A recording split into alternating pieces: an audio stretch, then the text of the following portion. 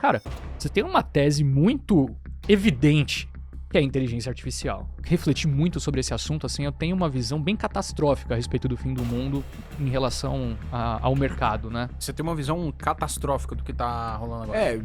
Eu fiquei curioso agora. E o S&P tá ficando concentrado ali praticamente em 40% em 7 empresas. O Nasdaq, mais de 70% estão nessas empresas, né? E todas elas estão conectadas a uma que tem o capital fechado e ninguém sabe quais são os números dessa empresa, que é a OpenAI. Já fechou mais de $1 trilhão em contrato nesse ano. Todas elas dispararam depois desses anúncios. É óbvio que vai cortar muito emprego, pô. É claro que isso vai acontecer. Me parece evidente que essas são as vencedoras. Essas empresas vão conseguir criar um desenvolvimento tecnológico tão grande e você vai minar boa parte do mercado de trabalho. E como que o mundo fica a partir daí? Se você não tem oferta de trabalho, as pessoas não têm como ser remuneradas e, por outro lado, você tem um grupo de 6, 7 empresas ganhando praticamente todo o dinheiro que é gerado na economia. Isso eu tô falando de uma viagem filosófica de 15 anos pra frente, sei lá. Você vai chegar num momento que você vai precisar criar a tal da renda universal. Básica universal. Não tem como, não existe outra solução. Pega o ETF de América Latina, tá subindo esse ano 40%, 50% em dólar. Né? A gente olha pro... Deixou o Bitcoin no final. Que ano louco, né? Você vê Chile, Colômbia, Brasil outperformando o Bitcoin nesse ano. Enquanto você tem um Banco Central agindo para conter a liquidez, você tem o governo utilizando de mecanismos fora do radar para ampliar a liquidez, né? Fazendo o famoso parafiscal. Basicamente, nada mais é do que impressão de dinheiro a uma taxa menor. O Brasil é o país da agiotagem ainda, querendo ou não. É o país da agiotagem. É de desespero. Me parece um cenário como esse que você não pode estar exposto de forma alguma a cash, né? Você não pode ter cash na carteira, não dá. Num limite de um cenário que a inflação descaralhe novamente, você ter ativos reais como ouro, etc., te protege. E você ter ativos em bolsa também tende a te proteger porque essas empresas repassam preço. Né? Então, dinheiro parado, cash, treasury, etc., eu tô fora. Ouro, acho que tem que ter um pouquinho na carteira para se proteger desse cenário. Ativos em bolsa americana, não dá para você ficar de fora por tudo que eu já citei aqui. Então me parece que você tem que ter isso na carteira porque o dólar vai perder valor e no fim do dia você não tem um substituto natural que você consegue transacionar com facilidade, né? Que é o caso do Bitcoin. E aí o Bitcoin eu deixo para vocês responderem. Acorda investidor, está começando mais um Crypto Never Sleeps. Eu sou o Marcelo Sestari. Eu me chamo Walter Rebelo. Novamente juntos. Tamo aqui e eu não sei se tu já viu aqueles episódios em que vem, tipo, vários Power Rangers, assim, de diferentes... crossovers, né? Eu acho que esse aqui é um crossover da família Market Makers. Temos aqui um cara que é um exímio investidor, tanto macro quanto de Brasil, e ele opera na Hyperliquid, que eu fiquei sabendo também, e a gente vai trocar essa ideia aqui com ele. Não, perfeito, cara. Com vocês, a gente apresenta hoje o Henrique Stetter. Se você não sabe quem ele é, porra, você tá assistindo o canal errado, né? Porque ele faz parte da família Market Makers, então é obrigação você saber quem o cara é. Mas eu vou apresentar pros desavisados. Vamos lá. Ele é especialista de mercado, formado em economia pelo INSPER, e pela Lisbon School of Business e Economics. Ele foi eleito pela Ambima como um dos top 10 influenciadores de finanças do Brasil e é criador da comunidade Mercado Descodificado, além de ser o apresentador do podcast Risco Brasil aqui no Market Makers. Por isso que eu falei que é obrigação vocês conhecerem ele. Stetter, seja muito bem-vindo. É um prazer receber você aqui, cara. Pô, grande honra. Fazia tempo que eu não sentava desse outro lado da mesa e assunto não falta pra gente falar, né? Pô, o mundo tá bizarro demais e quando a gente tá entrevistando nem sempre a gente pode trazer as nossas opiniões, né? A gente dá espaço pro convidado. Então hoje eu tô aqui pra falar um monte de verdade, talvez indigesta, pra quem está acompanhando. Bom tá do outro lado da bancada, eu falei. É bom. É poder cagar regra sem que ninguém te julgue, né? Porque você tá aqui pra ser entrevistado. Estamos aqui pra trazer opinião. E quando eu sei que a gente vai falar um pouquinho dos Estados Unidos, vai falar de Brasil. Cara, tá muito complexo o negócio, né? Tá muito complexo. Várias variáveis se mexendo ao mesmo tempo. Difícil até você chegar num certo consenso. Difícil você encontrar por aí no mercado pessoas com opiniões 100% iguais. E se estão iguais, não necessariamente estão certas também. Então o momento tá diferente. Tô aqui para trazer um pouco do que eu tenho pensado. Já faço o disclaimer desde o início que provavelmente eu não estou certo.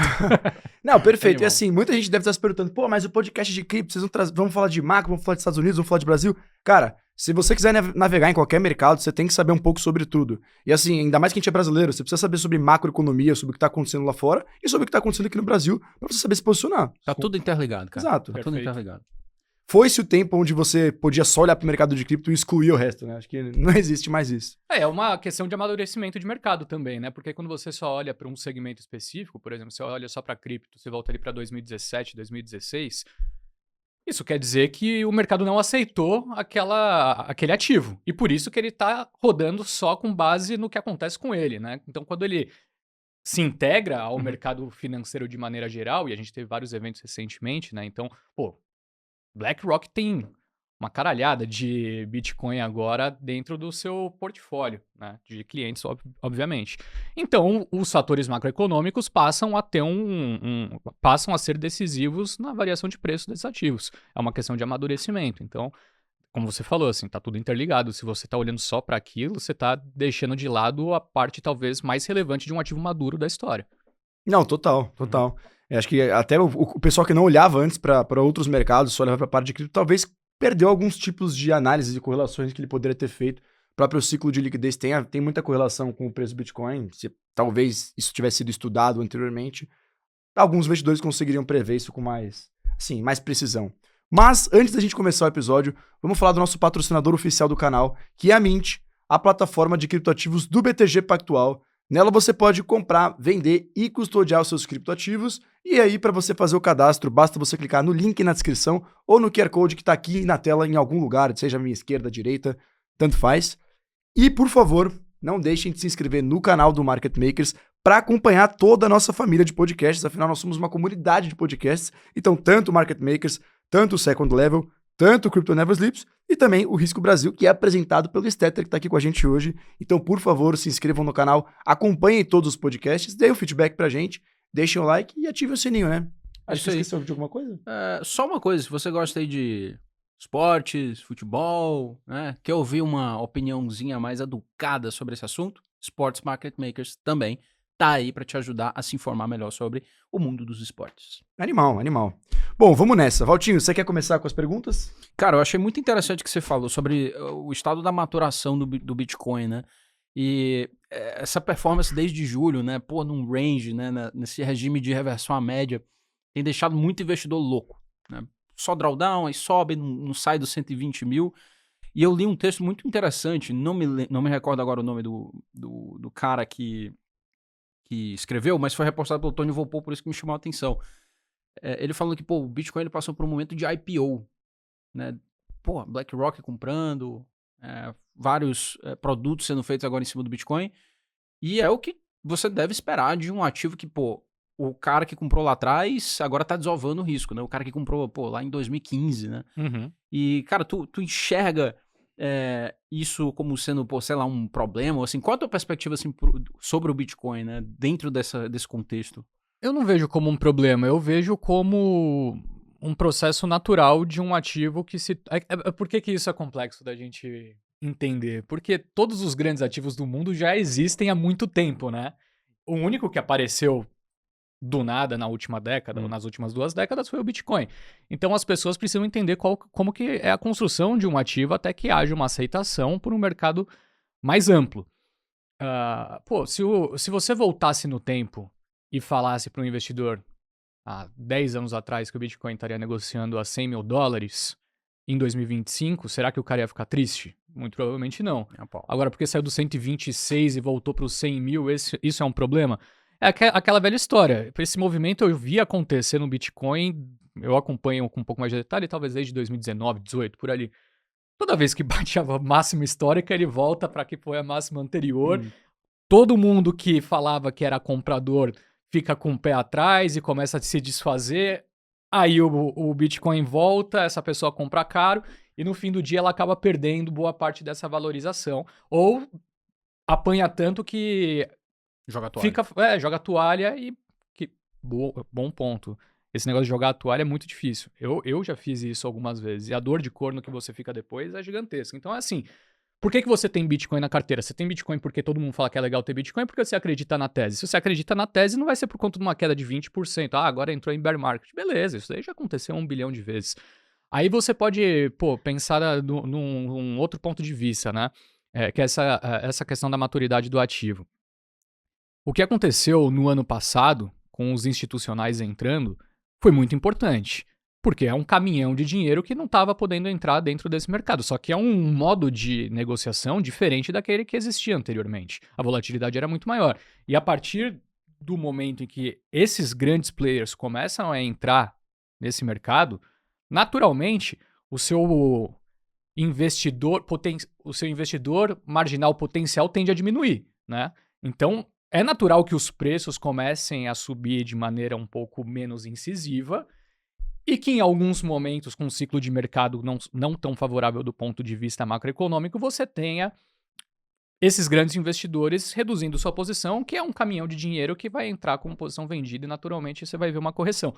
Então, cara, são os bônus e os ônus de você acessar o mercado, né? De você acessar um mercado e com uma história um pouco diferente do ouro, que eu sei que a gente vai falar depois, então não vou entrar muito nesse detalhe, mas, o ouro ele tem toda uma conexão momentânea em termos de fundamento com o que está acontecendo com os bancos centrais.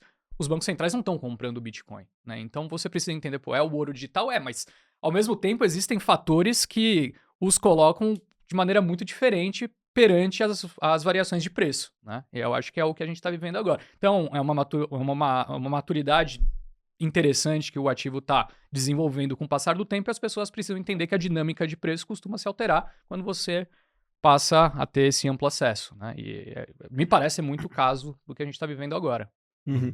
Cara, aproveitando que você falou do ouro, já vamos entrar nesse assunto então, porque justamente é isso, o Bitcoin ele é nomeado como ouro digital, mas quando você vê a postura dos bancos centrais, de fato eles não estão comprando Bitcoin ainda. Óbvio que os países já estão se mobilizando, essa discussão já está em pauta, né? Até as regulações entre as tesourarias dos bancos centrais está sendo, pelo menos discutida para começarem a ser alteradas. Por que você acha que, enfim, a gente não toca esse apetite para Bitcoin, mas estamos com esse apetite para o ouro atualmente? Como que é a interpretação que você vê para cada um? Bom, aí a gente vai precisar entrar numa história mais densa, né? A história do ouro atualmente, ela é extremamente interessante, porque o ouro, para quem olha o mercado há uns 6 anos, 7, sempre foi um ativo muito chato, né? Porque é um ativo que não te paga yield e que não saía muito do lugar, enquanto você olhava para as bolsas americanas, chinesa na época, né? As ações não paravam de se valorizar, então todo mundo fala, com juros baixos aqui, as ações andando pra caramba, por que eu vou ter posição em ouro? Só que o tempo, ele é o senhor da razão, e foi bem interessante o que aconteceu nesse ano. O ouro tá batendo 30 trilhões de dólares em valor de mercado. É muita coisa, né? A Nvidia vale 5, que já é muita coisa também. São 6 Nvidias. E o que acontece? Por que tem essa diferença? Aí a gente vai ter que começar a entrar em toda aquela história fiscal americana, etc. Mas os Estados Unidos passa por uma situação muito única. A gente nunca viu um tamanho de endividamento como esse, né? São 38 trilhões de dólares atualmente. Mas antes da gente falar do endividamento, vamos falar sobre o que os Estados Unidos fez ao longo dos últimos tempos com a sua moeda. E aí eu não vou me alongar porque o Matheus já falou boa parte dessa resposta aqui, mas, eu acho que o principal ponto, e que eu dou um caráter bem relevante para essa questão aqui, foi utilizar o dólar como arma contra a Rússia, né? Quando você tem o país que é referência em instituições, e tem um livro bem legal, fica aí a recomendação para quem quiser ver depois, chama Why Nations Fail. Todo podcast que eu vou falar sobre ele, porque... O Acemoglu, né? Exatamente. Why Nations Fail, é isso? Why Nations Fail. Porque as nações fracassam, né? E ele é todo pautado em liberalismo econômico, ao mesmo tempo que você tem instituições fortes. Os Estados Unidos é a referência de instituição forte em vários pontos de vista, né? Até você pegar a taxa livre de risco do mundo, é o Treasury, né? A taxa do Fed Fund. Então, tudo que se trata de referência ao mundo em termos de instituição vem dos Estados Unidos. Quando ele rompe um contrato que tem a ver com a sua moeda fiduciária, isso é muito representativo. Por que os outros países que estão tendo algumas desavenças vão ficar refém ao poderio bélico e financeiro dos Estados Unidos, né? Então eles começam a diversificar. E essa diversificação é o que justifica o preço do ouro ter explodido nesses últimos tempos. São os bancos centrais. Você tem outros fatores. É claro, gera um FOMO, né? O negócio começa a subir, todo mundo quer comprar. Aí você vê o Ray Dalio falando do ouro, vê todos os principais nomes falando do negócio. As exposições também aumentando em fundos que gerem um caminhão de dinheiro lá fora. Então você tem todo esse lado institucional, mas foram os bancos centrais, a demanda de banco central ficou muito grande. Eu vi um dado hoje, por sinal, que o percentual de Treasury no Banco Central da China caiu para 7%, é o menor nível em mais de 20 anos, que era o segundo maior detentor de Treasuries, né? O outro era o Japão, ou seja, os seus principais credores, um te odeia, que é a China, pode fingir que não, mas odeia, e o outro é o Japão, que tá com um endividamento no talo. Imagina, o cara tá te devendo dinheiro, é o cara mais endividado da roda. Você vai falar, pô, não vou receber nunca, né, esse dinheiro. Então você tem um fator técnico muito importante. E os outros países também começaram a fazer essa diversificação. Então a demanda pelo ouro, por questões geopolíticas, foi ficando cada vez mais forte. E um outro fator que entra nessa história é que, no meu ponto de vista, existe um plano econômico do Trump de desvalorização do dólar, o que é contraintuitivo, dado o que se esperava no início do mandato e o que ele falava no mandato anterior, né? Mas por que o Trump precisa que o dólar fique fraco? Por conta da questão fiscal que eu comecei a citar alguns minutos atrás, 38 trilhões de dólares. Você tem um endividamento gigantesco. No começo do mandato, parecia que o Trump ia precisar, de fato, entrar nesse detalhe e resolver essa questão. Não à toa o Musk foi para o governo, criaram o Doge. Falava-se de savings de até $1 trilhão em um ano, que não chegou nem perto disso. Passaram 3 meses, o Musk começou a falar que o Trump estava na lista do Jeffrey Epstein, o negócio, né, degringolou por completo, e isso foi muito decorrente de aproximações ali do Trump com outras empresas do setor, que gerou um ciúmes no Musk, mas também o One Big Beautiful Bill, que foi aquele plano, né, de gasto, basicamente, que o Trump apresentou no Congresso, conseguiu aprovar porque tem amplo apoio nas duas casas, em que ele basicamente falou pro mundo assim, a gente tem um problema fiscal, todo mundo sabe, eu não sou trouxa, o Bessent é um dos melhores economistas que tem no mundo, ele tá aqui, ele sabe que existe esse problema, mas a gente não vai criar um plano fiscal, a gente não vai enxugar o custo. Por quê?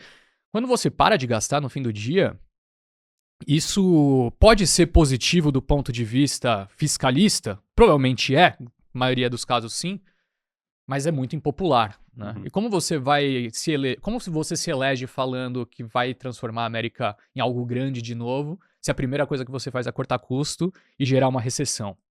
Difícil. Não funciona. Não funciona. Então você parte para outra metodologia clássica, que é o que o Brasil fez na pandemia. Pô, como que resolve um endividamento? Vamos gerar inflação, deixa rodando um pouquinho acima da meta, e ao mesmo tempo a gente vai mexendo no Banco Central e corta essa porra dessa taxa de juros o máximo que der. Você fica com juros real negativo e com o passar do tempo a sua dívida vai sendo comida, né? Porque a dívida é pré-fixada. Então essa me parece ser a grande história por trás de tudo isso. Existe uma intenção, ainda que não declarada publicamente, do governo americano de jogar juros para baixo, deixar a inflação rodando um pouquinho mais alta, atividade aquecida, as pessoas tendo a sensação de que a economia está bombando, embora vários setores estejam com dificuldades. E seu endividamento ao longo do tempo vai sendo corroído pela inflação. Se você tem um cenário como esse, está falando de desvalorização do dólar, por que a sua reserva cambial vai ser em dólar também? Não vai ser, você vai diversificar. Então você tem a razão geopolítica e tem a razão econômica / financeira. E aí, o que você vai comprar num cenário como esse? Vai comprar o ouro. Pô, Bitcoin é legal? Mas não existe. A gente está falando de um ganho de maturidade, não está no mesmo nível de um ativo que existe desde que o mundo é mundo, né? E todo mundo aceita como tal. Então é um processo de desenvolvimento em que o Bitcoin ainda não chegou lá, mas os bancos centrais, na hora de montar sua reserva, ele vai pensar, o que eu posso comprar? Vou comprar yuan? Óbvio que não. Vou comprar dólar? Também não. Vou comprar pesos tupiniquins? Não vou.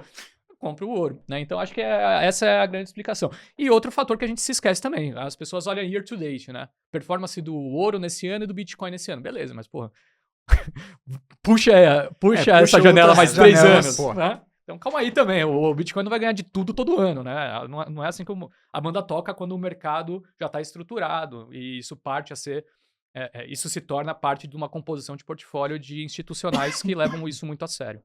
Acho que são teses complementares, na real, né? E o Bitcoin, ele tende a acompanhar o ouro com um certo delay nessas questões de alocações institucionais.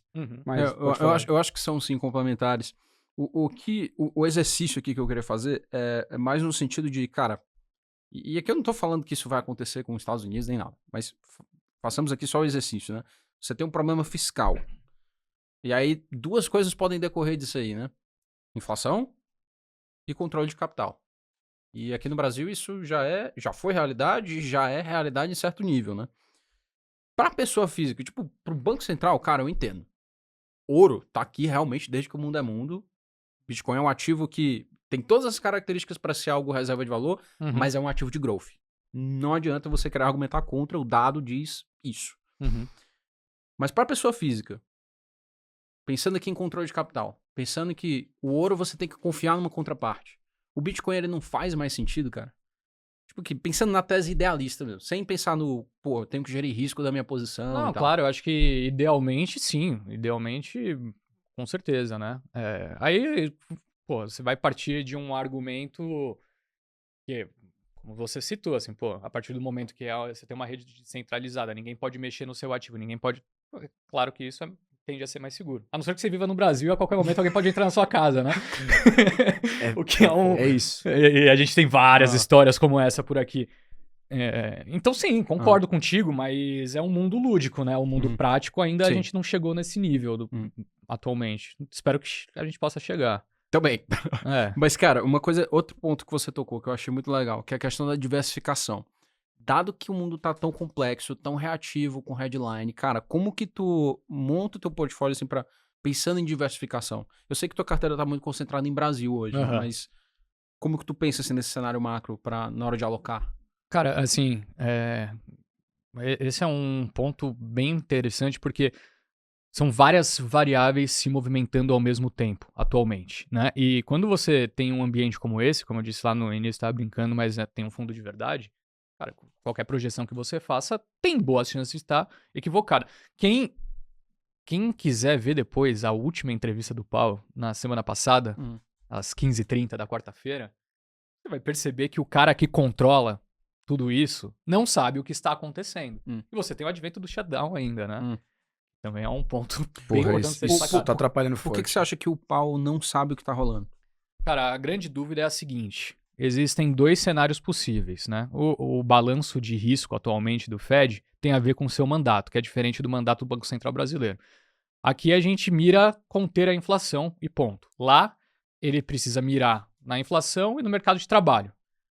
O que acontece é que a inflação está rodando a 3. E você tem vários pequenos fatores que podem te levar a crer que essa inflação pode ter um spike adiante. E a gente está falando de tarifa, a gente está falando de fim do quantitative tightening, você está falando de desregulamentação bem importante no setor financeiro que vai acontecer lá, isso vai permitir com que os bancos tomem risco. Então, são vários fatores que te levam a crer adiante que você vai ter mais liquidez e isso pode gerar inflação num ambiente controverso que você já está partindo, né? E corte de juros, né? Não citei o principal, e corte de juros no ambiente que você já está com a inflação acima da meta.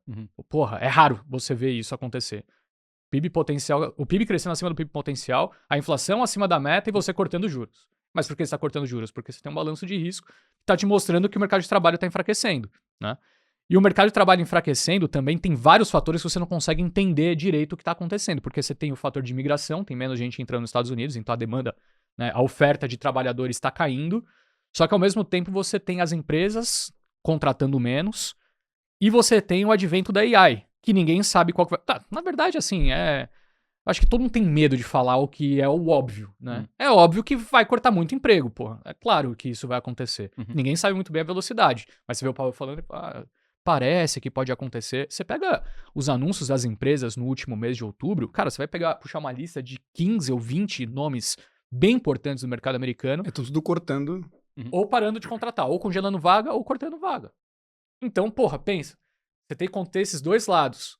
Só que você não sabe direito como está, que é o mercado de trabalho, porque além de tudo isso que eu citei, você não está recebendo dado há mais de um mês, e provavelmente vai ficar mais um mês sem receber. E do outro lado, você tem vários fatores acontecendo ao mesmo tempo. E a cadeia de suprimentos que estava lá no Vietnã, agora com a indústria sendo desenvolvida nos Estados Unidos, tá tudo bagunçado. Então, é difícil você conseguir entender qual que é o cenário atual, e por isso que provavelmente todo mundo que vier aqui falar sobre isso vai estar errando em algum sentido. Agora, voltando para sua pergunta, né, que era... pô, Diversificação, né? como que você monta um portfólio como esse, né, num cenário como esse, tão diversificado? Eu acho que, cara, você tem uma tese muito evidente, que é a inteligência artificial. Agora, foda que já andou pra caramba, né? Andou muito. E aí você começa a entrar num ambiente um pouco complexo, que é o seguinte: se uma dessas empresas der pra trás, como no dia de hoje, né? A gente tá gravando com uma certa antecedência, provavelmente a publicação, mas a gente tá vendo Palantir chegou a subir 6 depois do resultado e depois caiu 8, ou seja, praticamente 14% depois do resultado já ter sido divulgado. E isso gerou um mau humor, um estresse em outras empresas. E a Palantir nem é a principal, apesar, né, de ter feito bastante barulho nos últimos tempos por conta de defesa e AI. Só que o S&P tá ficando concentrado ali praticamente em 40% em 7 empresas. O Nasdaq, mais de 70% estão nessas empresas, né? Então, bolsa americana hoje em dia é AI. E todas elas estão conectadas a uma que tem o capital fechado e ninguém sabe como tá, quais são os números dessa empresa, que é a OpenAI.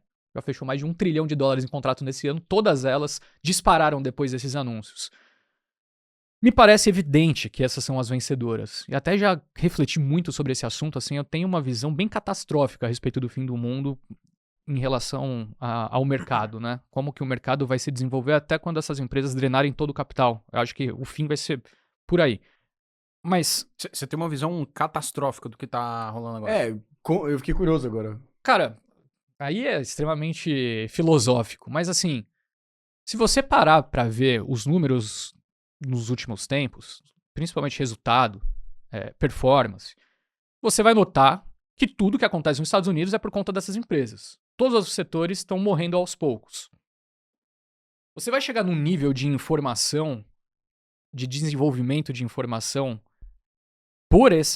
pelos modelos dessas empresas, que naturalmente elas vão ser capazes de desenvolver o que for necessário antes dos outros, entendeu? Então ela vai ter todas as informações do mercado de trabalho, de repente até mesmo antes do governo, vai ter... É mais ou menos o que o Buffett fazia. Se você pegar o portfólio do Buffett, você vai perceber que tem vários setores aleatórios que ele investe, porque ele consegue ter um tracking de informação, de dados dessas empresas antes da divulgação oficial. Então ele tem ferrovia, que ele consegue ver o quanto de caminhão está sendo transportado, ele tem rede de postos, consegue ver antecipadamente o que está acontecendo com a economia, né? E essas empresas estão partindo nessa direção. O mundo está ficando refém dessas empresas, seja governo... atualmente, provavelmente você tem alguma assinatura com praticamente todas essas Mag 7, tirando o Tesla. Mais de uma. Exato. Tem. Você vai ficar refém, o mundo vai ficar refém dessas empresas. E para o investidor australiano, o investidor japonês, o investidor alemão, o brasileiro vai comprar o quê? Vai comprar a loja Renner ou vai comprar Nvidia? Porra, ele vai ficar 2 anos com a loja Renner e vai querer bater a cabeça na mesa e vai comprar a Nvidia, né? Bem mais caro do que poderia ter comprado antes. Então drena o capital, vai tudo pra lá. E cripto tá sentindo isso também. Com certeza, sem dúvida. E com razão, né, de certa forma, porque, cara, você tem uma empresa que cresce a 20% ao ano, uma empresa que vale 3 trilhões de dólares, porra, é a grande vencedora. Só que, por outro lado, essas empresas vão conseguir criar um desenvolvimento tecnológico tão grande que você vai minar boa parte do mercado de trabalho. E como que o mundo fica a partir daí? Se você não tem oferta de trabalho, as pessoas não têm como ser remuneradas, e por outro lado você tem um grupo de 6, 7 empresas ganhando praticamente todo o dinheiro que é gerado na economia. Isso eu tô falando de uma viagem filosófica de 15 anos pra frente, sei lá. Você vai chegar num momento que você vai precisar criar a tal da renda básica universal. Não tem como, não existe outra solução. O que você pode contra-argumentar é, beleza, você recebe esse dinheiro, só que o custo de produção de praticamente tudo vai ter caído, então você vai ter acesso a praticamente tudo também, né? Que é o que o Musk fala. O futuro, existem 2 caminhos. Um é que aí vai acabar com o mundo, beleza, eu tô ignorando esse lado, que aí não importa. O outro é que você vai ter um amplo acesso a tudo de maneira barata. Então, beleza, você não vai ter trabalho, vai ter uma renda básica que não vai ser alta, mas você vai ter acesso a produtos, de repente, até melhores do que a gente tem hoje, né? Assim como o cara que ganha o Bolsa Família hoje consegue comprar coisas que o cara de 70 anos atrás tinha uma renda média, sei lá, Um cara que não fosse rico, ele não conseguiria ter o acesso. Por desenvolvimento tecnológico. Tão simples quanto isso, né? E os custos que acabam sendo reduzidos através de você tirar intermediários, né? Porque AI nada mais é do que você ir tirando o intermediário da cadeia. Blockchain também. Também, exatamente. Exatamente. Então, no fim do dia, cara, você vai precisar ter uma contribuição dessas empresas em termos de pagamento de impostos, não sei exatamente como, maior do que atualmente. Essas empresas vão ter que financiar o governo para conseguir pagar essas pessoas. Porque elas estão destruindo, no fim do dia, o trabalho dessa galera. Então você vai precisar criar um mecanismo como esse. 6, 7 empresas que vão sustentar boa parte da população que não vai ter mais emprego. Cara, eu já contemplei esse cenário aí também, sei lá, divagando à noite aí. E eu fiquei me perguntando, cara, que tipo de empresa vai conseguir gerar valor nessa economia? E eu acho que esse é um exercício bacana para você pensar em cripto, porque cripto termina convergindo para tudo, porque cripto, cara, na minha visão, acho que o Cestari também compartilha disso, vai terminar sendo o trilho pelo qual o dinheiro circula, né? Ethereum é isso, né? Dinheiro programável, você criar a aplicação e você mover esse dinheiro sem fronteira, tá aí stablecoin para comprovar isso. Enquanto o Bitcoin tá tomando nos couro, stablecoin bateu agora 300 bi de valor de mercado e a gente vem cobrindo aqui essa história já há alguns episódios, né? Então acho que essas duas coisas terminam convergindo de qualquer jeito, IA e cripto. Mas ao mesmo tempo eu me pergunto, cara, que tipo de empresa, e olhando aqui pra, a gente aqui, Tupiniquim, que tu acha que vai continuar gerando valor? Porque beleza, a Renner vai continuar produzindo camisa se o Cestari tiver uma impressora de camisa. Não sei, mas o que tu vê, cara? Cara, não sei também. Essa pergunta é complexa. Eu lembro que uma vez quando eu era bem novo, assim, eu tava saindo da faculdade e eu prestei pra trainee no Itaú BBA, né? 2 vezes, por sinal. As 2 eu cheguei na entrevista final e não passei. Na segunda, eu lembro que o cara perguntou pra mim assim, qual que você acha que é o maior risco aí se a gente olhar pro futuro aqui do banco e tal? O que você acredita que pode ser difícil? E eu respondi pra ele, cara, eu acho que vocês deviam abrir o olho aí com essas empresas de tecnologia, que um dia elas vão ter tanto dado e vão ser tão grandes que pra elas entrarem no mercado financeiro, mercado de capitais, vai ser fácil. E, moral da história, eu não passei, né? A minha resposta pro cara que tava lá no meio não tinha nada. O cara ficou bravo. Não, o cara falou, puta cagada de regra, nada a ver, né? Tanta coisa acontecendo aqui. Eu acho que ele tava errado, porque assim, você viu a própria Meta tentando, que foi barrado por regulação e tal, né? Mas tentando criar meio de pagamento, né? Sim, e o existe Apple comércio, também, né? Cara, eu acho que o caminho é esse, entendeu? Eu acho que aos poucos começa a dominar muita coisa, mas é isso, né? Até que ponto também o retorno pra Meta ou pra Amazon vai ser relevante pra ela querer entrar no mercado de vestuário, entendeu? Então, às vezes, você não precisa. Eu exagerei, especialização, entendeu? né? Porra, Adam Smith ainda conta aqui, 200 anos depois, né? 300 anos depois. Exatamente. Você tem a questão de especialização, só que tudo que for rentável e que estiver próximo vai sendo dominado. Né? É assim que funciona a lógica do negócio. E você teve muita determinação, principalmente na Europa, algumas nos Estados Unidos, de controle antitrust, né, concorrência, etc., para essas empresas. Então elas já tentaram fazer movimentos como esse, aos poucos, de ir dominando muito rápido, e o governo brecou. Só que com inteligência artificial acho que não tem volta. Acho que não tem volta, vai ser tudo muito rápido. E aquela história que muita gente fala também, mas aí vão surgir outros empregos, como aconteceu na Revolução Industrial, tal. Né? A Fantástica Fábrica de Chocolate, já assistiu esse filme? Que o pai lá colocava tampinha na pasta de dente, aí veio uma máquina que começava a fazer isso e o cara perdeu o emprego. Beleza, naquela altura você conseguia criar muitos outros. Só que agora a máquina vai fazer tudo, brother. Tudo, qualquer coisa ela vai ser capaz de fazer. Aí eu não consigo entender aonde que o ser humano vai ser útil. Pô, jogador de futebol vai ser útil, óbvio. Ninguém vai querer ver um robô jogando bola. Mas o cara no ônibus, né? Tanto o motorista quanto o cobrador. O cobrador já não é necessário há muito tempo, é que a gente sustenta essa classe por conta de questões trabalhistas. Mas qualquer lugar do mundo que você for não tem cobrador. O motorista em breve também não vai ser. Pô, o pessoal da faxina vai ser necessário? Já tem o robozinho que limpa e tal. Isso vai acontecer.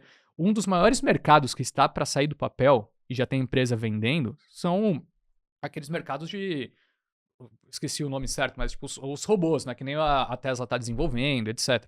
Cara, já tá num nível em que você olha para esses robôs chineses, que ainda não chegaram por aqui, mas já estão começando a andar até mesmo nos Estados Unidos, ele faz breakdance, entendeu? Ele conversa com a pessoa X na rua. Ele tem uma empresa que eu esqueci o nome também, se não me engano, é Nel. É Nel, né? Pô, você vê o vídeo, o robozinho tá lavando a louça. O robozinho tá levando o copo. Tem o vídeo do robô entregando pipoca, Cara, vocês viram isso daí? Eu não sei se Não vi. eu não sei se vocês viram um review desse produto. Que eu achei muito interessante. Porque na hora que você olha o vídeo, né? Cara, você compra o sonho, velho. Você compra o sonho. Mas não sei se vocês acompanham aquele cara que... Pô, ele é um dos maiores caras de review de tech do YouTube. O MKHBD. MKHBD. Esse é o canal dele. Marcus Brownlee. Aham. E aí ele, pô, vamos ver esse negócio aqui do robô. Vamos ver como é que é isso aí. Aí tem lá, né? Pô, 20 pau de assinatura. $20 mil. É pra comprar, né? Pra comprar. E aí Acho tem um que é $500 por mês pra a assinatura. Assinatura, exato. E aí o que ele mostra? Número 1, delivery 2026, 2027, alguma coisa assim. Não é agora, né? Tem, tipo mas assim, é order logo now. aí já. Mas beleza. E aí, outro negócio que ele notou, cara, os exemplos mais fodas, assim, que eles mostram é por teletransmissão. Ou seja, um agente da Nel que tá com um headset de algum outro lugar operando pelo cara. E aí ele entra num ponto que eu achei, caraca, bicho, eu não tinha me ligado nisso. O robô, pra ele lavar o prato, pra ele, pô, entender as diferenças da tua casa, o jeito que a tua máquina de lavar tá num ângulo ou tá no outro e botar as roupas lá, é diferente. Como que ele vai treinar nessas minúcias se as pessoas não estão dispostas a, pô, tá aqui um robô e o cara vai ficar olhando minha vida pessoal, entendeu? Eu pelado aqui, sair do banheiro, o cara da Anel pode estar ali me vendo. Não, eu acho que existe toda essa sensibilidade. E normalmente os primeiros protótipos que são lançados no mercado são realmente ruins, né? O vídeo é lúdico, mas a prática não é aquela. Só que é a direção que o negócio vai caminhar no fim do dia, né? Eu não duvido nada que em 5 anos isso se torne uma grande realidade. Até a Cathie Wood, né, que tem aquele fundo lá, o ARK lá fora, boa parte do otimismo que ela tem com a Tesla é por conta disso. Muita gente taxava ela como louca, só que, porra, quando você para pra analisar o tamanho e o potencial desse mercado, cara, quantas pessoas tem no mundo, assim? Quantas pessoas que... Quantas casas, né, digamos assim? Talvez casa seja uma análise... A gente tá falando 7 bi, vamos supor que... 8 bi. Mas vamos falar assim, pô, são 1 bi de pessoas morando em casas, né? Tipo, não sei exatamente qual que é esse número. Porque tem muita gente que mora junto em uma, tá? Alguns moram sozinhos, beleza, vai. 2 bi talvez. O mercado potencial desse negócio são, no mínimo, 2 bi, entendeu? É muita gente. E vai ser um produto tipo um iPhone, né? Igual você assistiu o Eu Robô lá atrás, vai lançar a geração nova, que você Vai trocar, com certeza. Vai trocar. Então, cara, assim, é difícil a gente conseguir entender o que vai acontecer no futuro, mas eu sou muito, muito bearish com o mercado de trabalho como a gente conhece. Eu acho que isso é um processo que vai ser dizimado e a economia vai mudar completamente. Agora, qual que é a velocidade que isso vai acontecer, não sei. Assim, eu acho que teremos novos trabalhos, né? A gente fez no podcast, eu não vou lembrar com quem a gente fez recentemente, que a gente falou sobre tokenizar tudo. Né? À medida que, por exemplo, a tokenização ela te permite, talvez, tokenizar empresas que não sejam de capital aberto, mas que conseguem comprar as dívidas dela e negociar na blockchain. Foi com o Samir, né? Foi com o Samir. É verdade. Isso daí permite, por exemplo, que tenham mais empresas disponíveis para mais analistas poderem começar a, enfim, estudar e analisar. E talvez a gente precise de mais analistas de empresas, entendeu? Então, tipo... mas eu acho que o analista de empresas vai rodar muito rápido também. Por que você acha que a IA vai... Cara, eu comecei trabalhando como... Essa era a minha função, em research. O trabalho de research, ele é extremamente braçal. A OpenAI contratou 100 caras de banco de investimento fodas nos Estados Unidos para começar já a desenvolver modelos que vai tirar boa parte do trabalho do estagiário e do analista. Com certeza. O estagiário e analista de research e de IB, o trabalho dele é um inferno. É chato. É maçante e é repetitivo. Atualizando planilha, base de dados. O cara não tá fazendo um pitch... com um CEO de empresa. Não tá criando relacionamento. Não tá. O analista começa a fazer isso, o estagiário não tá, entendeu? Isso vai acontecer muito em breve. Você pode ter um universo de empresas crescendo para você analisar, mas com certeza você não vai precisar da mesma quantidade de gente fazendo essa função analisando, sabe? E é óbvio que vão ter novas funções de uma coisa trabalho. ou outra, mas essa parte operacional zona mesmo, de estagiária, não vai ter mesmo. A grande parte do mercado de trabalho é operacional. Quase todo é, né? Eu chutaria que 90% é operacional. Então, assim, vão criar novos trabalhos? Vão, mas não vai chegar nem perto de ser suficiente o que vão matar. Com certeza. Não, faz sentido. E você acha que, assim, essa mudança estrutural no mercado de trabalho provocado por IA pode ser um catalisador. Você explicou isso, mas você acha que, por exemplo, isso faz com que a nova meta de inflação dos Estados Unidos passe a ser, por exemplo, 3% ou mais? Porque hoje a meta em tese é 2%, né? Mas não tá mais 2% já faz um bom tempo. Você acha que o novo normal vai ser 3% pra cima, assim? Cara, eu acho que sim, mas eu não acho que tenha muito a ver nesse primeiro momento com AI. Eu acho que AI, por sinal, é deflacionário. Num primeiro momento, você tem um impacto de inflação por conta de custos de energia, né? Isso já está acontecendo bastante nos Estados Unidos. As empresas de energia estão subindo bastante, estão querendo passar algum tipo de regulamentação que vai permitir com que... Mais um ponto que a gente está falando do domínio. Agora as Big Techs vão poder produzir a própria energia. Então tá começando a entrar no setor... Porra, você vai começar... Tipo petróleo, né, mano? Assim, principalmente, acho que até mais do que o petróleo, mas energia nuclear, né? Que é o principal, assim, que você consegue gerar com mais eficiência atualmente e com nível de segurança que não tinha no passado. Então, você tem já empresas, eu não vou me recordar exatamente qual delas, mas você já tem empresas do setor investindo em usinas nucleares. Então, pô, aos poucos vai começar a acontecer. Só que por hora, o investimento em data center nos Estados Unidos está tão grande. Os Estados Unidos está com mais de 5 mil data centers desenvolvidos ou em produção. Assim, se você olhar em comparação com os outros países, acho que a China é segundo lugar, mas os Estados Unidos dá dívida lavada deles. Deve ser, sei lá, 20 vezes mais, não sei. Por outro lado, a energia não é problema para a China, né? Eles desenvolveram, os Estados Unidos ficou para trás. Beleza. A partir do momento que você tem tanto data center rodando ao longo de praticamente todo os Estados Unidos, o custo de energia sobe e isso tem um impacto de inflação. Isso é bem importante. Por outro lado, a AI tira a intermediação que a gente falou. Se você tira algum intermediador, o custo do produto cai. Então é desinflacionário. Só que eu acho que isso leva tempo para acontecer. O primeiro impacto é inflacionário, de fato. E além disso, o que a gente acabou citando pouco, mas é importante nessa história de inflação, são as questões das tarifas, né? Porque, pô, também, a partir do momento que você corta os efeitos da globalização que a gente teve no passado, que permitiu que a gente tivesse juro negativo por muito tempo, isso leva naturalmente as cadeias a se desenvolverem perante uma lógica nova que é menos eficiente. Os Estados Unidos não precisa ter uma fábrica de camiseta de algodão, o Vietnã poderia fazer, né? Você não gera um valor agregado, como você faz na parte de serviços. Porém, é uma questão que vai muito além também de uma lógica econômica clássica. E acho que tem até a ver com o AI que a gente estava falando. Você cria toda uma base industrial interna e você ganha tempo também com o mercado de trabalho. Você está criando coisas para desenvolver funções de trabalho internamente. Então você traz essas cadeias para dentro. Eu usei um exemplo esdrúxulo, mas principalmente tem construção de fábrica da TSMC, atualmente uma situação super delicada, né? Porque está a poucos quilômetros da China. A China entende que é um país que não é um país, né? Que é um território dele, Taiwan. E os Estados Unidos falou, pô, como que a gente está dependente de uma ilha do lado da China que todo mundo sabe que eles vão invadir?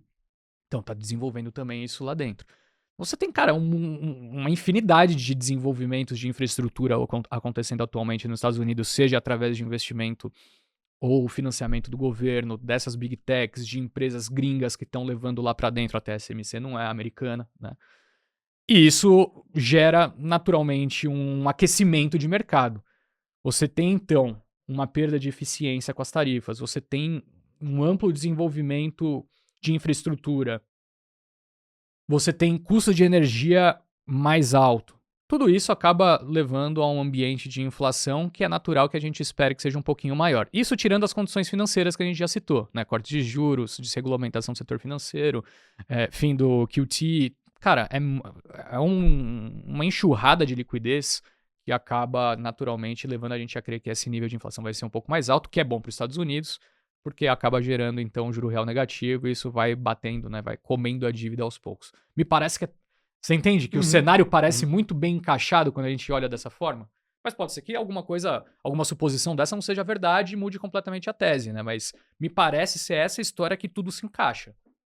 Cara, eu não sei se foi no começo desse ano que a gente começou a ver uma saída de fluxo de AI para emergentes e outras teses, né?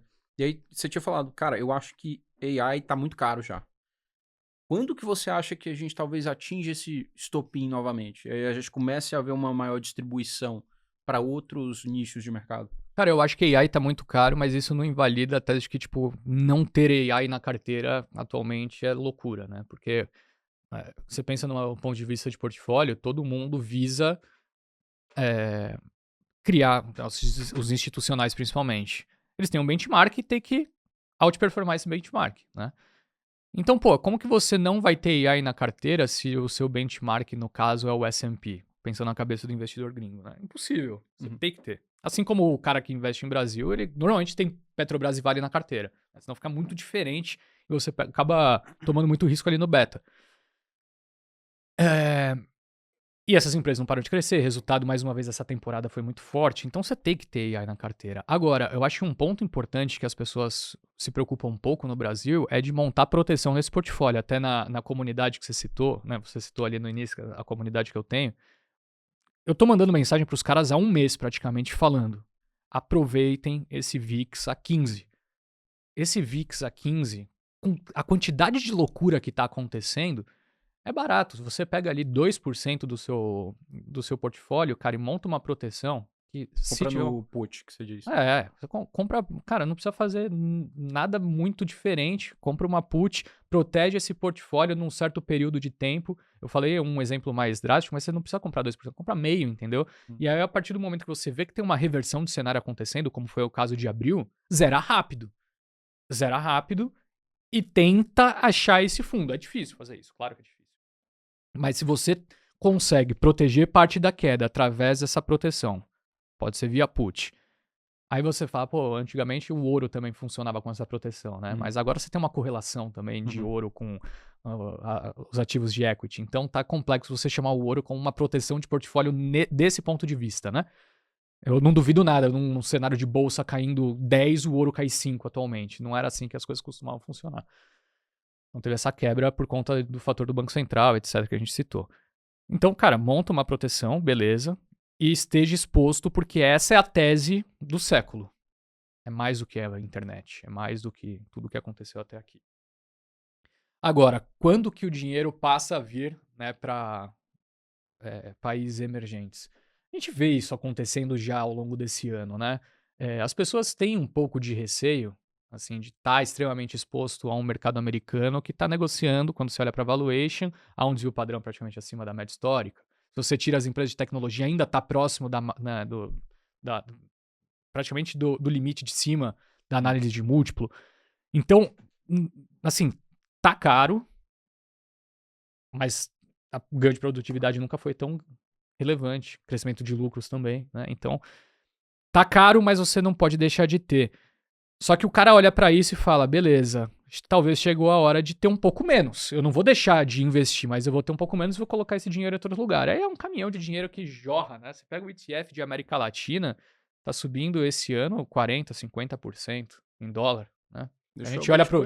Deixou o Bitcoin no chinelo. Pois é. Que ano louco, né? Você vê Chile, Colômbia, Brasil outperformando o Bitcoin nesse ano. Mas é isso, esses mercados ficaram muito abandonados e você tem um fator geopolítico não, perdão, você tem um fator político muito importante ocorrendo também nessas regiões, né? A América Latina, ela foi dominada por governos de esquerda por muito tempo e você começou a ver mudanças ocorrendo aos poucos. Essas mudanças são muito relevantes, porque quando você tem um mercado amassado, qualquer dinheiro que venha faz muita diferença. Acho que todo mundo deve ter visto, pelo menos o Kelete, né, participando ali do Market Makers em alguma vez falando, vai faltar papel.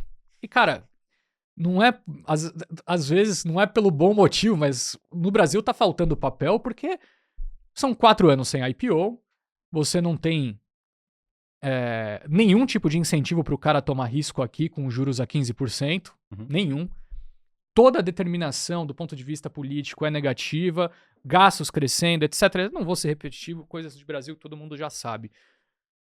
Só que nesse meio tempo, como o cenário ficou difícil, algumas empresas quebraram, outras cometeram fraudes, outras foram compradas, outras fecharam capital, outras fizeram fusão. Então a oferta de empresas aqui ficou muito restrita. Isso é verdade para outros países da América Latina. Você pega a bolsa na Argentina, quase não tem empresa para você investir. São 20, 30 ali e acabou, entendeu?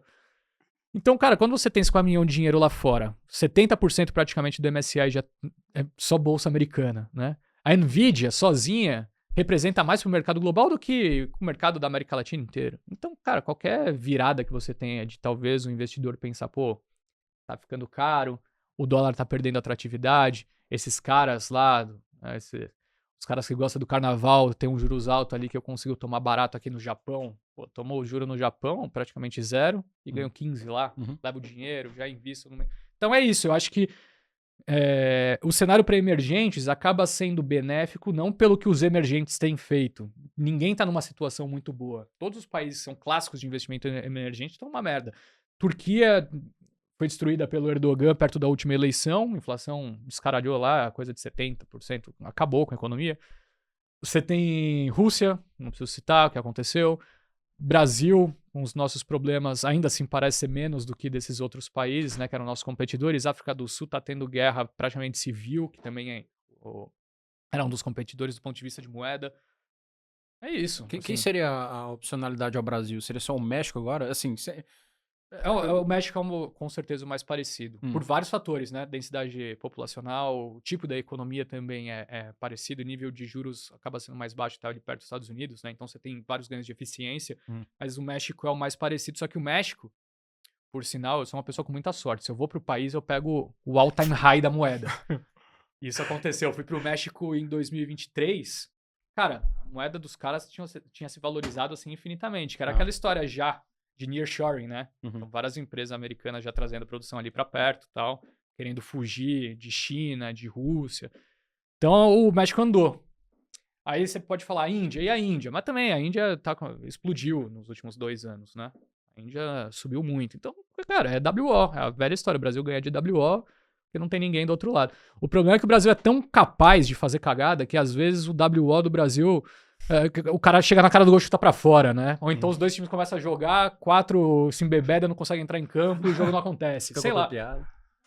O Brasil é difícil, mas sim, o cenário parece muito nessa direção. Cara, tu acha que esse cenário de Brasil, mas com uma eventual volta aí da tendência das criptos, pode ser algo que impulsiona algumas DATs que a gente tem aqui no Brasil? Para quem não sabe, DAT é Digital Asset Treasury Company, né? Então, Melius, Orange, não sei se tem alguma outra empresa que tá... Cara, eu só me lembro das duas, pra ser sincero. Mercado Bitcoin com IPO aí no futuro? Não sei. Pode ser. Cara, eu acho que... os próprios bancos também, assim... O Brasil, ele acabou se atrasando muito, né, nos últimos anos. Parecia que estava caminhando já um pouco nessa direção, se você parar para pensar os movimentos. Vamos pensar, não precisa entrar nesse detalhe, mas pensa os movimentos do setor financeiro que foram feitos nos últimos 8 anos, assim, foram muito importantes, né? A gente acaba esquecendo o que aconteceu por aqui, mas, cara, a desbancarização, pelo menos no modelo Tupiniquim, né, que não é que você está saindo do banco, mas está permitindo com que outros bancos apareçam, foi muito importante. A desregulamentação feita pelo Banco Central do Campos Neto permitiu com que surgisse... Olha que interessante. As pessoas esquecem isso. Talvez porque a empresa não é listada aqui. Mas pega as empresas mais valiosas da Bolsa Brasileira 15 anos atrás e compara com o valor de mercado de hoje, de várias delas. Praticamente a mesma coisa em dólar. Em dólar. Qual que é a empresa mais valiosa da Bolsa Brasileira atualmente? Do Brasil, não da Bolsa Brasileira atualmente. O Nubank. Mais do que a Petrobras. Nubank, 10 anos atrás, não existia. Né? Nubank só está operacional no Brasil ou tem na América Latina também? Você tem no México, tem na Colômbia e tal. Só que ainda não são geografias que apresentam um resultado muito interessante. Vai entrar nos Estados Unidos, né? Eles divulgaram recentemente. Cara, olha, eu não sei se vocês estão lembrados aí, né, da última vez que vocês foram dos Estados Unidos, mas o quão arcaico. É horrível. É horrível. Pelo incrível que pareça. É muito ruim, cara. Pelo incrível que pareça. Cara. Você vai pagar uma conta no cartão. Quando ele aceita o cartão, o cara leva seu cartão lá pra dentro, né? Que não chega uma maquininha. Aí você tem que escrever. Porra, estranho demais. Eu não consigo entender como pode isso. Pix, né? Os caras olham pro Pix e pensam, porra, que negócio de outro mundo. Cara. O cartão de crédito não é um cartão de crédito, é um cartão de débito. Pré-pago. Exato. Cara, é zoado. Pelo incrível que pareça, é zoado. Então, assim, onde eu quero chegar com essa história, né? Eu, assim, não há um nível de detalhe que eu acompanho muito nesse segmento, Mas eu acho que a gente vinha numa toada bem interessante de desregulamentação financeira no Brasil, que era muito importante, porque boa parte dos juros altos que a gente tem por aqui são fatores meio que ligados à nossa história, né? Você tem uma descredibilidade muito grande entre tomador de crédito e o cara que tá do outro lado da ponta, né? Então, na outra ponta. Então, o que acontece? A partir do momento que você cria um ambiente de liberdade, você cria condições para que as empresas tomem risco. Que aqui no Brasil você ainda tem um outro fator que é bem relevante. Assim, as pessoas se endividam, passam 5 anos e a dívida some, né? É renegociada e não existe mais. Pensa se você é um banco. Não, é bizarro. Não é fácil, né? Então, como você compensa isso? Tem que cobrar juros maiores. Uhum. Você já tem juros básicos da economia altos. Então, é um nível de juros adicional a um nível alto. Enquanto você tem um banco central agindo para conter a liquidez, você tem o governo utilizando de mecanismos fora do radar para ampliar a liquidez, né? Fazendo o famoso parafiscal. Nada mais é do que emprestando dinheiro a uma taxa menor. Então, não é difícil. É uma conta ponderada, né? A quantidade de dinheiro que você empresta é uma taxa, mais a quantidade de dinheiro que você empresta é uma outra taxa. Essa é a sua taxa real de juros. Então, se você está emprestando a juros baixos de um lado, o outro juro para compensar tem que ser muito mais alto. Só que esse outro juro é o que impacta a economia inteira. É o que todo mundo, né, trabalha em cima. E os setores beneficiados e alguns projetos que são beneficiados acabam tendo uma taxa de juros mais baixa. Então o Brasil ele é todo bagunçado, né? Tem uma burocracia e uma legislação que não joga ao favor. E as pessoas que comandam o país também não têm muito essa visão. No fim do dia, não me parece ser o caso que a gente está caminhando numa direção negativa. Eu acho que aos poucos a gente está construindo um caminho, mas a gente está muito atrasado, né? Então, acho que sim, respondendo a sua pergunta, é natural que a gente caminhe numa direção como essa, mas como você citou mesmo, são apenas 2 empresas, né, que estão atuando já atualmente. Não é fácil de fazer esse tipo de coisa no Brasil. Não é fácil. O Brasil é o país da agiotagem ainda, querendo ou não.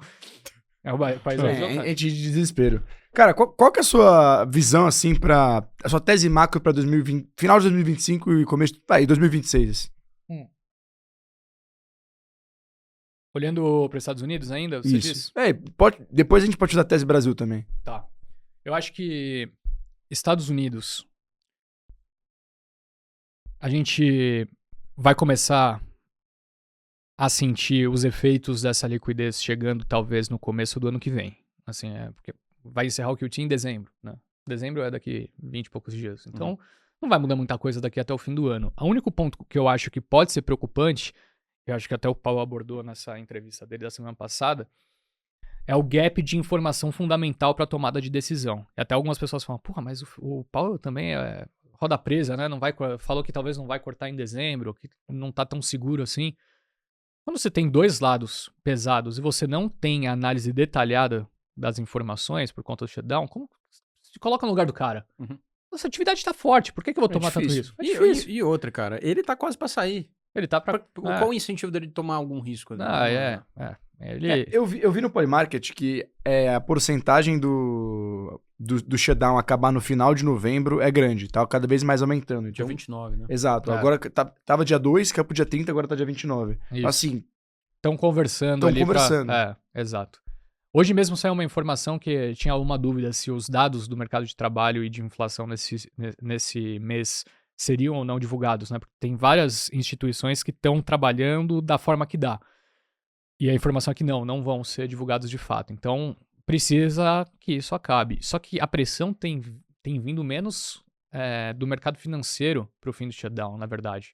Tem vindo mais de outros segmentos. O setor aéreo nos Estados Unidos atualmente está passando por um baita de um problema. Tem mais de 3 mil funcionários que não estão indo trabalhar. Isso tem fudido todo mundo lá, assim, que tá querendo viajar internamente, sabe? Então tá começando a ter essa pressão pra, porra, resolve logo esse negócio, é o Obamacare, não sei o que, não me importa. Estão gastando dinheiro com tudo? Então gasta logo com isso. Só que por outro lado, pro Trump é a oportunidade perfeita pra ele conseguindo, né, tirar a gente do governo de uma maneira fácil, assim, mandar a gente embora sem que a galera perceba. Então, esse que é o entrave.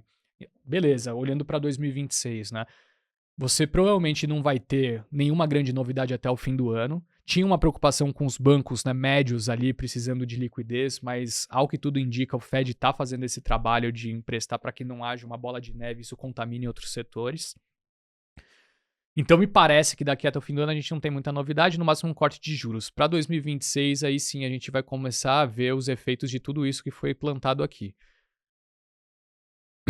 Um mercado já aquecido, com ganho de liquidez, com corte de juros, com inflação um pouco acima da meta. Me parece um cenário como esse que você não pode estar exposto de forma alguma a cash, né? Você não pode ter cash na carteira, não dá. Se proteja de alguma forma. Como você se protege de inflação com uma economia provavelmente aquecida, mas que pode desaquecer de um dia para o outro. Se a economia desaquecer, não vai ser por conta do setor de tecnologia. Esse setor vai continuar aquecido. Então você tem que ter essas empresas. Você tem que estar investido em ativo real. Num limite de um cenário que a inflação descaralhe novamente, você ter ativos reais como ouro, etc., te protege. E você ter ativos em bolsa também tende a te proteger, porque essas empresas repassam preço. Né? Então, dinheiro parado, eu diria que até treasury, assim, eu não acho que faça sentido estar exposto a isso nesse momento. Dinheiro parado, cash, treasury, etc., eu tô fora. Ouro, acho que tem que ter um pouquinho na carteira para se proteger desse cenário. Ativos em bolsa americana, não dá para você ficar de fora por tudo que eu já citei aqui.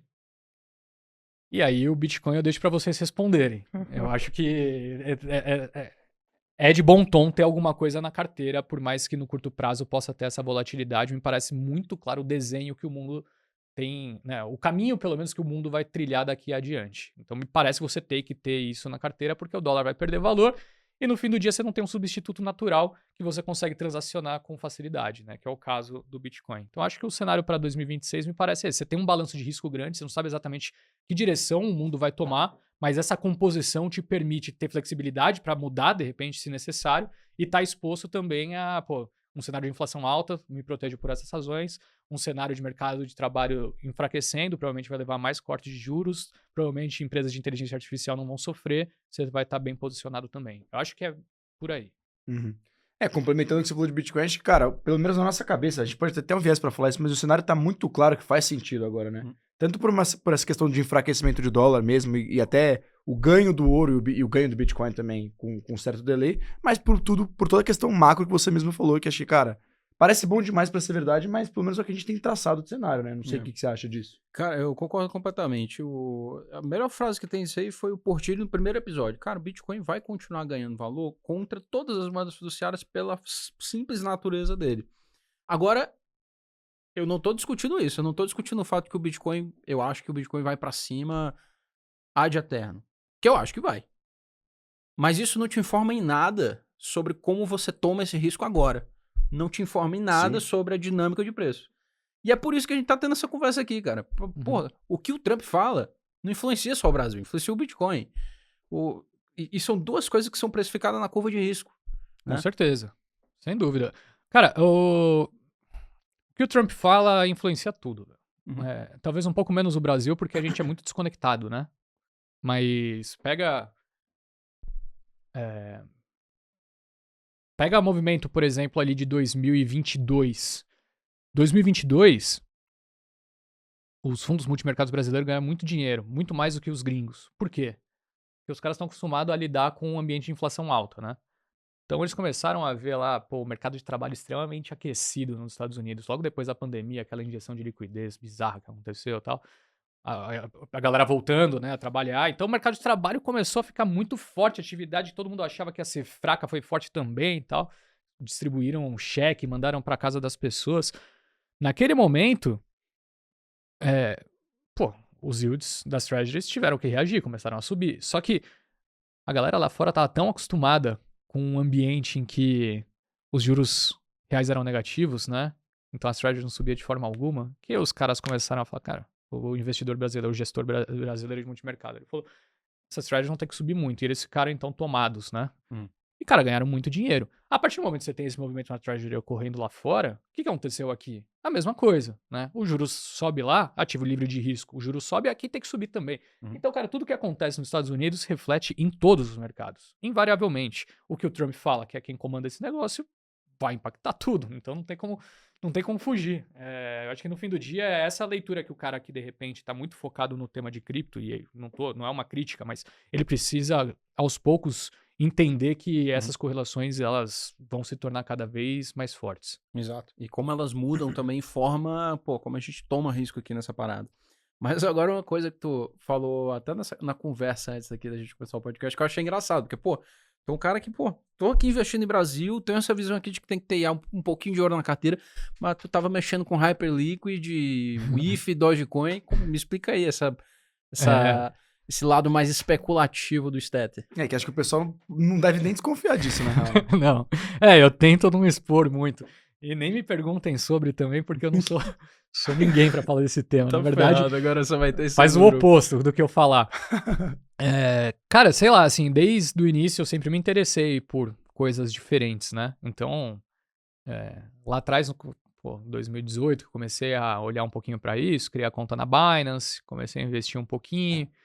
Aí eu lembro que teve um movimento, o Bitcoin a máxima, se não me engano, estava em 30 e poucos mil dólares, se não me engano. Não, chegou a bater 60, aí voltou para 30 e poucos. Não lembro exatamente, foi um pouco depois foi daí, 2000. Em março de 2021. Exato. Foi nessa daí que eu errei a mão forte, porque foi quando eu paniquei, que é o movimento tradicional, que hoje eu ouvi falando pra galera, se você acredita, não faz. Voltou pra máxima anterior, voltou pra 30 e poucos mil, vendia, aí se não me engano até caiu mais, né? Foi pra 16, 18, não sei. E aí nessa eu me achei muito inteligente. Falei, aí tá vendo? Ainda bem que eu saí. O negócio voltou a andar. Depois eu fiquei de fora. E isso levou a uma bela de uma dor de corno. Quando chegou no começo do ano passado, a galera já tava começando a flertar com a história de quando vai ser a próxima out-season, né? E aí nessa, olhando pro que aconteceu no passado, a galera começou a tentar projetar um cenário parecido. Uma out-season que vocês podem dizer até melhor do que eu, mas a sensação que eu tenho é que nunca chegou, né? Não vai rolar. Igual foi nos outros ciclos, esquece. Cara, o cara que tá entrando em cripto com o mindset de 2017 vai sofrer, bicho. Exato. Parece... O cara que tá entrando agora no mercado é muito mais sofisticado e esse long tail aí, né, essa cauda longa dessas moedas que vão sendo criadas industrialmente agora, porque agora tem pump fan, o cara, se a gente quiser criar uma moeda hoje em 5 segundos, 10 segundos... Muito fácil de criar. Cria. Né? Então, tem muito mais ralo para onde a liquidez, que é menor do que a 2021, pode escorrer. Então, você tem menos liquidez, mais competitividade, caceta, meu irmão. Razão. Tem que... A configuração, talvez, das próximas out-seasons que a gente vai ter, são alguns setores específicos por alguns momentos específicos. Então, no final do ano passado, lá para novembro, novembro, dezembro, a gente teve uma mini out-season em alguns projetos de IA que começaram a ganhar destaque. Então, acho que as out-seasons, né, que vão ser mini out-seasons, vão se concentrar em uma coisa ou outra, um setor ou outro, entendeu? Que tinha um negócio de agents também, né? Agentes que eu vi que andou ali por algum momento, não sei se continua depois. Ganhou uma ênfasezinha agora com esse negócio do um padrão que eles estão desenvolvendo, Coinbase, Google e Cloudflare. Que é, mecanismo de... É tipo um HTTP, né? Conexão de site que a gente utiliza hoje e ninguém presta atenção nisso. Mas é uma maneira desses agentes se conversarem e fazer pagamento. Agora, assim, o quanto de adesão isso aí vai ter, eu ainda não tenho esse dado. Talvez demore, por isso que... Perfeito. E foi nessa pegada de uma expectativa de uma out-season que no ano passado eu voltei a olhar com um pouco mais de carinho.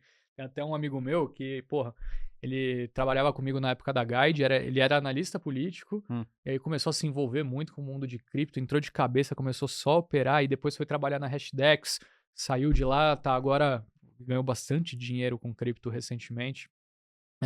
Conrado Magalhães, até um bom convidado pra vocês trazerem aqui um dia. Legal. Sabe falar sobre qualquer coisa dessas coisas com nível de detalhe absurdo. A vida dele é só essa. Acho que ele não vê mais a família dele, só vê cripto. Bela sugestão então de episódio pra você com ele, cara. Exato. Tá convidado. Tá convidado. Boa. E nessa ele me falou, a gente tem um grupo ali, um grupo que chama WIF, por sinal. E ele mandou, cara, tem uma cripto aqui, tá todo mundo começando a falar, do Dog with Hat, é um cachorrinho com chapéu e tal. Ganhou uma grana com o Dog with Hat, velho. Então. Cara, eu ganhei uma grana também com essa memecoin. Mas eu perdi grana com milhares de outras memecoins. Então. Perfeito. Tem esse fato também, né? Não pode ter viés de sobrevivência aqui. Não, a gente comprou 25 centavos na época, ele falou. Só que eu coloquei uma mixaria de dinheiro, aí o negócio foi subindo, eu comecei a entrar de novo um pouco mais pesado. Chegou a bater $5, se não me engano, quase $5 o papel, então. Uns 4 por aí. Foi 4 e pouquinho, quase 5. Uma valorização bizarra, né? Se parar pra pensar assim, fiquei super empolgado. E aí entramos nessa... Parece droga o negócio, né? Droga. Aí vai embora, é Hyperliquid, e aí tem aquele negócio que você deixa o dinheiro lá parado, né? É utilizado o vault deles, que é bem interessante, um retorno em dólar bizarro também, deixando o dinheiro parado lá por um tempo. Que é uns 15%? Cara, depende, porque agora nesse crash que os caras tiveram, Explodiu, no né? dia 10, acho que deu 88% de APY. Eu tenho uma graninha lá até hoje. Então, tipo, é óbvio que isso muda, né? Porque você vai dando liquidez, mas... Total. É uns 15%, mas acho que deve estar agora uns 30%, não faço ideia. Mas você pegar talvez a média assim de um ano pra cá, deve ter ficado entre 15 e 20, talvez, por É aí. isso. É muita coisa em pra dólar caramba, pra deixar caramba. o dinheiro parado, né? Uhum. Aí eu comecei a entender um pouco mais disso daí. Só que o que aconteceu? No fim do... A gente tá em novembro, né? No fim do ano passado, eu errei a mão em vários trades que eu tinha feito. E aí eu fiquei muito puto. Muito puto. Aí eu falei, cara, chega. Tá me corroendo mentalmente esse negócio. Larguei mão de tudo, assim, não é só a cripto que eu tô falando. Larguei mão de tudo. E como eu tenho já há um bom tempo a possibilidade de entrevistar ótimos gestores, né? Você cria um feeling de quem é muito bom. Assim, tem um cara que fala bem, tem um cara que é muito bom, tem um cara que faz os dois e tal. Então eu tenho, assim, as minhas opiniões pessoais de quem realmente é muito bom em algumas coisas. E eu falei, cara, eu não vou inventar moda, vou deixar meu dinheiro que é alocado em bolsa na mão desses caras. Zerei já há um bom tempo meus fundos multimercados, porque eu tava vendo que o ambiente tava ficando muito estranho pra essa galera, sem falar os resgates que eles estavam sofrendo. E aí a gente viu a B subindo cada vez mais, né? Então IPCA, era primeiro IPCA mais 6, comecei a comprar. Aí foi para IPCA mais 7, ou seja, tomei uma rosca já, né? Do IPCA mais 6 ao mais 7. Até, eu sempre na mais longa, né? A renda mais 2065, que começa a pagar em 2065 e termina em 2085. Então você tem um duration aí de 50 e poucos anos. Isso, assim, cara, o governo não se sustenta com esse nível de taxa. Ele não vai conseguir se refinanciar dessa forma. Ou um dia ele vai quebrar, mas se ele quebrar, todo mundo quebrou e tal, e beleza, fodeu tudo. Ou ele vai ser obrigado a fazer alguma coisa para que essa taxa caia em algum momento. E, cara, se essa taxa sair de 7... Agora já voltou um pouco, mas chegou a bater 7,50. Se ela sair de 7,50 e vai para IPCA mais 5, que é o normal, você faz 3, 4 vezes na posição. No limite, se nada disso acontecer... E com que vol, cara? A vol é gigantesca, porque a duration é É enorme. grande. Então, não é pra você zerar. Se continuar abrindo, cara, você não zera. Você segura a IPCA mais 7 e pouco por muito tempo. Uma hora isso vai corrigir, aí você zera multiplicando o capital. No limite, o pior do cenário você tá ganhando IPCA mais 7, que não parece ser ruim, né? Tipo, juro real de 7 ao ano, não é ruim. Então foi isso que eu fiz. Eu acabei largando mão de muita coisa. Atualmente, minha posição... Eu falo pros outros, né, o que tem que ter. Até o pessoal da minha comunidade já tá pensando, pô, tá falando... uma coisa pra gente tá fazendo outra na prática, é porque, cara, eu já tô posicionado há muito tempo, eu acho que 2026 vai ter uma mudança política, realmente acredito nisso. E no limite, se nada disso acontecer, não acho que eu vou tomar uma rosca muito grande também. Eu prefiro estar posicionado nisso daqui, que eu acho que tem um potencial alto de valorização, que tomar risco em lugares que estão com valuation explodindo já há muito tempo. Provavelmente tô errado. Eu acho que não, eu acho que meu não. dinheiro, minhas regras, né? Exato. Mas fez sentido e teve lógico o que você falou, cara. Então. Acho que vai dar bom.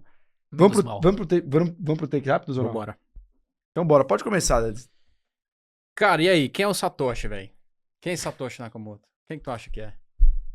Eu já refleti um pouco sobre isso, nunca cheguei numa conclusão, mas cada vez mais eu flerto com a ideia de ser a CIA. Eu flerto com essa ideia. Até se você parar pra pensar assim, tipo, porra, e agora? Com um embasamento muito raso, mas... eu acho que é muito... É uma história muito folclórica você imaginar que um belo de um cara muito foda criou o negócio junto com uma galera. O mundo não pode ser tão massa assim, né? Ah, porra, é muito bonito, entendeu? Você vai acreditar que o negócio vale 2 trilhões de dólares, tem uma história tão linda assim? Gostaria, seria lindo se fosse isso, mas eu não acredito muito nas coisas. Eu sou um pouco conspiracionista com várias paradas, e essa é uma delas. Eu acho que tem algum órgão por trás relevante que, por alguma razão específica, criou essa porra. E imagino que seja a CIA. Boa. Quanto você acha que vai ser o preço do Bitcoin até o final do ano? Se quiser fazer até o final de 2026, a gente deixa. O high, né? O high. A máxima. É que o high eu acho que talvez já tenha, tipo... O all-time high. Você acha que o all-time high... O all-time high eu acho que talvez já tenha sido atingido. Eu acho que daqui até o fim do ano, talvez, sei lá. Eu diria que esse 126 mil aí, o limite mais um pouquinho, 130. Não sei, não acho que vai muito mais do que isso por hora, não. Que aí é subir 30% em um mês, com o mercado de equities começando a ficar um pouco instável. Como Sem você falou, muita ainda novidade, é né? growth, né? Uhum. Ainda tem uma correlação. É. Boa. Cara, um setor que você tá otimista, mas assim, porra, não vale falar de IA, porque você já falou aqui, então essa pergunta já tem resposta, você quem assistiu aqui, né? Pode ser de coisa de bolsa brasileira? Pode. Eu vou citar uma ação. Posso, em vez de um setor? Ou você vai perguntar uma ação também? Manda bala, manda bala. Pode ser uma ação, pode Tá. ser uma ação. Cosan, eu tô bem otimista. E a minha análise, você vê como analista de ações, hein? Por quê? Porque eu acho que o André Esteves não perde dinheiro.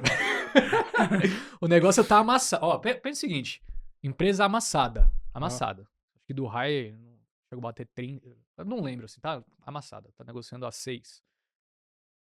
Tava alavancadíssima, com endividamento muito alto. Você ainda tem a Raizen com endividamento alto lá dentro também. Porque a Cosan nada mais é do que um grupo que controla várias empresas, né?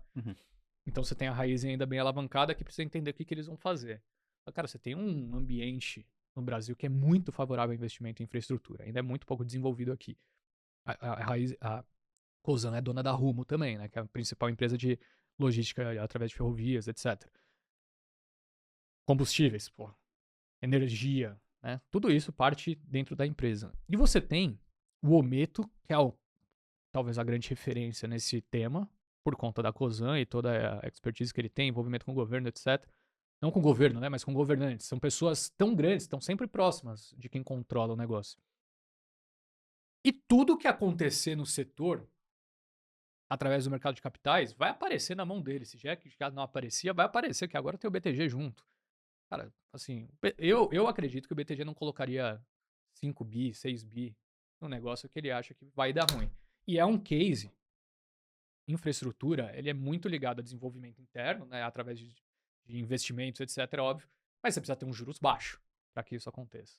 Juros baixos para uma empresa endividada e que se beneficia operacionalmente de um juros mais baixo é fenomenal, né? Então me parece ser uma empresa que deu uma oportunidade muito grande agora com essa oferta de 10 bi aí que veio. Fez com que os preços já estavam subindo um pouquinho, né? Caíssem aí para R$6. Eu acho que se a gente olhar para essa entrevista daqui 2, 3 anos, provavelmente a gente vai ter falado de uma empresa que subiu 3 vezes, acredito eu. Cara, aproveitando que você já tá falando de empresa, uma empresa do mercado cripto que você admira. Cara, eu tive, assim, contato que eu tive com a empresa foi com a Binance, que é onde eu tive conta. Depois eu já parti para tomar umas corretoras descentralizadas, etc. Então, acabei utilizando mais, sei lá, as Phantoms da vida, esse tipo de coisa, né? Então, eu não tive conta em outros lugares, pra falar a verdade, pra poder dar uma opinião. Mas, tipo, aí você vai falar, pô, MicroStrategy. Pô, acho legal, assim, mas não é um negócio que eu admiro pra caramba também. Acho uma puta ideia, mas. Não brilha os teus olhos. Não acho tudo isso, assim. Sei lá. Acaba sendo muito relevante, né? Que o cara acaba sendo um dos maiores holders do negócio por conta de uma alavancagem que ele gera em cima do mercado. Isso é foda. Eu não me pego à noite pensando nisso, não. Pô, mas Phantom eu acho que é uma empresa do caramba. E Binance também. Então, admiro. Boa. Cara, acho que pra finalizar, o que você faz pra desligar... Ah, não, antes tem o livro antes, mas o que você faz pra desligar do mercado? Cara, eu assisto futebol. Você é palmeirense, né? Sou. Ou jogo tá FIFA. Feliz, hein? Tá, Teve um tá ali feliz, então. que pelou a cabeça ali depois do jogo. É mesmo? O que aconteceu? Olha, o palmeirense fez apostas passadas da LDU e... Que nem os caras lá do Podpah lá, você viu? O Souza pintando o moicano de verde. Ele pintou, eu não tinha visto isso. Marcelinho Carioca falou que ia pular de paraquedas. Bem legal. Foi uma boa semana. Boa semana. Pra alguns, pra mim não. Faz parte. Cara, se você fosse pra uma ilha deserta e você pudesse levar 2 livros, um pra fazer a fogueira e o outro pra ler, quais que você levaria? Puta, pra fazer a fogueira? Pra ler é o que eu falei, Why Nations Fail, com certeza. Sempre vou citar esse, porque Até, por sinal, você se formou no INSPER, né? Você deveria ter lido esse livro. Eu li. Já é a segunda vez que ele toma cobrada junto aí de um livro aqui. O Samir foi o primeiro a cobrar, agora o Stetter foi o Eu tô segundo. brincando, porque eu li por conta da faculdade. Não sei se continuou tendo essa parada. Não, faz parte do currículo. Cara, e que livro eu queimaria? Qualquer um aí que você tem que estudar pro Enem. Memórias póstumas de Brás Cubas, essas merdas. Você pode jogar tudo fora, eu odeio todos. Acho uma perda de tempo. Trauma pra quem de não se literatura. interessa. Porra. Eu sempre soube que eu não tinha nada a ver com aquilo, entendeu? Pô, eu não escuto MPB, eu não... Cara, não é a minha eu tô com você, cara. Não. Você falou o que eu queria falar. É isso. Tipo, eu acho bacana quem entende e tal, mas nunca... Você gosta? Beleza, não me obrigue a ler, entendeu? Por que eu sou obrigado a ler essa parada? Não quero. Um meme favorito do mundo cripto pra gente finalizar. O Dog with Hat, né? Me fez ganhar um dinheirinho, o cachorro. Por sinal, tinha na época uma tese de que iam colocar na Sphere, né? De Los Angeles, lá, de Las Vegas. A tese dos caras, velho. O dia que aparecer na Sphere sobe pra 10. Nossa, mano. Começam a surgir rumores, né? Você lembra quando o Elon Musk criou o site da Dodge, né? Não da memecoin, e falaram que a Dodge, a moeda, ia ser o logo do site. Já começou um rumor. Então, sempre criam narrativa sobre vai isso. ser a moeda de Marte. Você acredita em qualquer coisa. Você começa a falar pros seus amigos também, pô, acho que vai ser. Acho que vão colocar mesmo no site. Cara, começa a se espalhar isso daí. É a tese, né? Exato. Não tem outra tese. Por isso que memecoin é arriscado. É o que a gente tá falando aqui. É pra se divertir, né? E aproveite cassino. Com a idiotice dos outros e não cometa as mesmas, né? Acho que fica aí o ensinamento. Cara, muito obrigado pelo papo. Foi um prazer, assim, receber você aqui. Acho que espero que seja o primeiro de muitos, né, crossovers.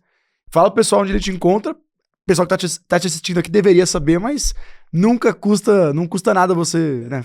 Com certeza. Fazer o jabá aqui. Tem vários lugares aí que você pode me encontrar, felizmente. Então aqui, né, no mesmo canal que você tá vendo esse episódio, tem o Risco Brasil. Por sinal, essa segunda-feira foi um ótimo episódio, assistam. Mas aí, cara, nas redes sociais estamos lá no Twitter, no Instagram, @economesteter. Tem alguma coisa no YouTube, mas não é a prioridade agora. Tô fazendo alguns vídeos lá também pro pessoal do Invest News. Um grande abraço pro pessoal lá comentando toda semana algum case específico de bolsa, né? Então, a gente acabou de soltar um vídeo sobre Localiza, bem legal. Poderia até ter sido citada como alguma coisa interessante. Uma empresa que se beneficia muito também do cenário de juros. E tamo aí, cara. Enfim, a qualquer momento posso aparecer em outro lugar também. Cada hora, outro dia eu postei um vídeo, o cara falou assim, pô, o estágio tá até aqui, era do Invest News, né? Onde eu abro ele tá aparecendo. O cara tá em todos os lugares. O objetivo é esse. Quanto mais lugares, melhor, né? O problema é ficar sumido, né? Exato. Quem não é visto, não lembra. Perfeito. Quer finalizar? Pô, é isso aí, cara.